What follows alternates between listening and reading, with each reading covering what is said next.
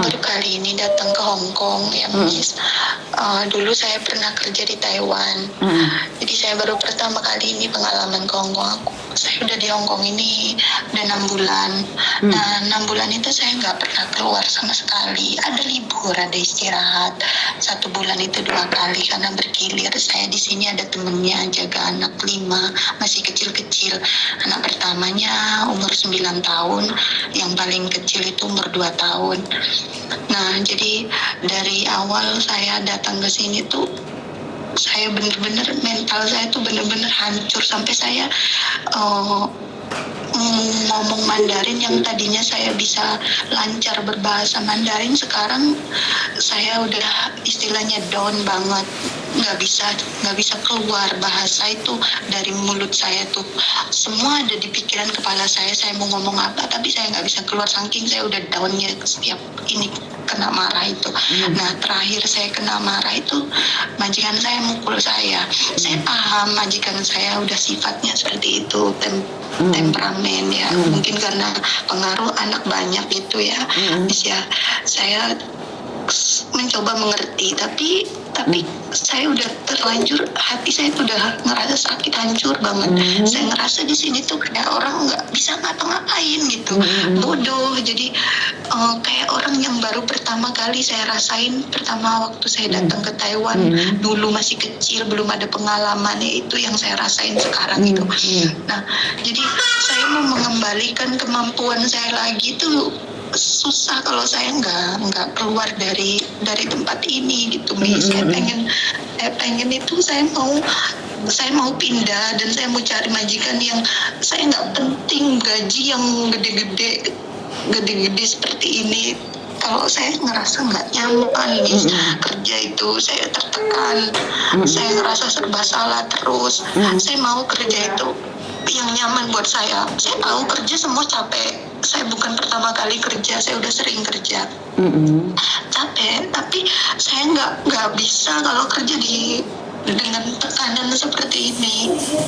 Saya mau ganti, Miss. Saya mau ganti. Kalau memang saya nggak bisa lagi di Hong Kong ini, saya mau cari kerja entah itu di Macau atau gimana gitu. Tapi saya pengen kerja tuh yang enak, yang bisa bukan enak sih, yang nyaman buat saya gitu, yang buat saya kerja gitu, Miss. Oke, nih pertanyaannya, kamu masih 6 bulan. Lebih baik kamu libur, main aja ke studio saya ya.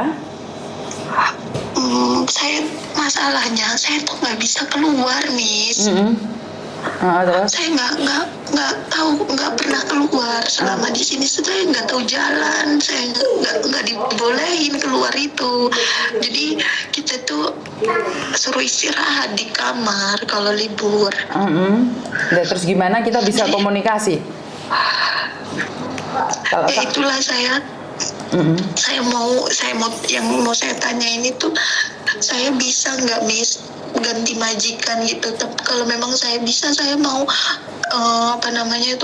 minta break gitu loh dari sini. Seperti yang saya katakan berulang-ulang kali, bahwa kalau kalian masih baru dari Indonesia, kalian nggak bisa pindah agent ataupun cari majikan. Paham nggak? Iya. Jadi kalau kamu pingin ngobrol, lebih baik datang ke kantor. Kalau nggak datang ke kantor, kita nggak tahu, Mbak, sampean maunya apa dan gimana. Kalau sampean nggak bisa datang ke kantor, bagaimana saya membantu kalian? Jadi kalau masalah yang lainnya saya bisa bantu, tapi masalahmu sendiri nggak bisa cari saya kan? Bagaimana saya bisa mencari orang dan membantu orang? Bener nggak sih? Jadi saya harus datang ke kantor ya, Miss. Iya, kalau memang kamu butuh bantuan, ada yang bisa saya bantu, kamu datang aja ke studio saya. Itu aja caranya. Karena aku sudah bilang, pertama kali hubungi agentmu. Agentmu ada menghubungimu nggak? Saya udah berapa kali telepon itu nggak diangkat-angkat, Miss. Makanya cara satu-satunya kalau kamu butuh bantuan, datang ke studioku, itu aja. Saya usahain sekarang ini kan majikanku kan lagi di Amerika ya, Miss ya. Lagi berlibur kan, anak-anak libur panjang. Nah saya usahain nanti akhir bulan saya mau cari lah, Miss. Nanti alamatnya saya nggak tahu jalan, masalahnya, Miss. Saya belum pernah sama sekali keluar. Oke, kamu tahu Miss Yuni dari mana, sayang? saya kan lihat di Facebook. Ya, di Facebook itu kan ada alamatnya sayang.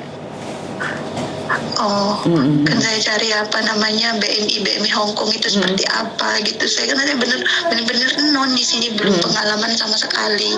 Dia ada postingan Miss Yuni. Nah itu aku klik profilnya itu, terus aku cari apa namanya itu, ada nomor handphonenya, saya coba tadi itu.